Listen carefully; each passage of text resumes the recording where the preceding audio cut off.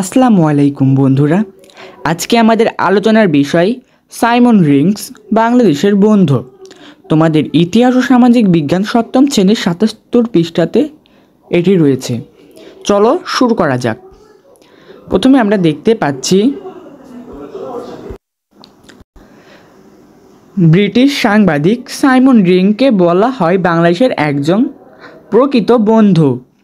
1971 সালে Simon Rings 26 বছরের একজন তরুণী সাংবাদিক। ঢাকায় এসেছিলেন পাকিস্তানের গণতন্ত্রে উত্তরণের সংকট কীভাবে সমাধান হচ্ছে তার খবর সংগ্রহ করতে। আরও কয়েকজন বিদেশি সাংবাদিকদের সঙ্গে তিনি ছিলেন হোটেল ইন্টারকন্টিনেন্টালে। কিন্তু 25শে মার্চ পাকিস্তানিরা সব বিদেশি সাংবাদিকদের ঢাকা ছেড়ে যাওয়ার নির্দেশ দিয়েছিল। পাকিস্তানি সামরিক কর্মকর্তারা পাহারা দিয়ে তাদের বিমান বন্দরে পৌঁছে দিচ্ছিল। তরুণ সাইমন রিংস আজ করতে পেরেছিল যে ঢাকায় বড় ধরনের কোনো ঘটনা ঘটতে যাচ্ছে যা সরকার বিদেশিদের কাছে গোপন করতে চায়। তখনই তিনি ঠিক করলেন যেভাবে হোক খবরটা তাকে সংগ্রহ করতে হবে। পাকিস্তানি সামরিক সদস্যের চোখকে ফাঁকি দিয়ে সাইমন রিংস 36 ঘন্টার বেশি সময় হোটেলে লুকিয়েছিলেন। উদ্দেশ্য একটাই, পাকিস্তানিদের হিংস্র ঘটনা খবর তিনি বিশ্ববাসীকে জানাবেন।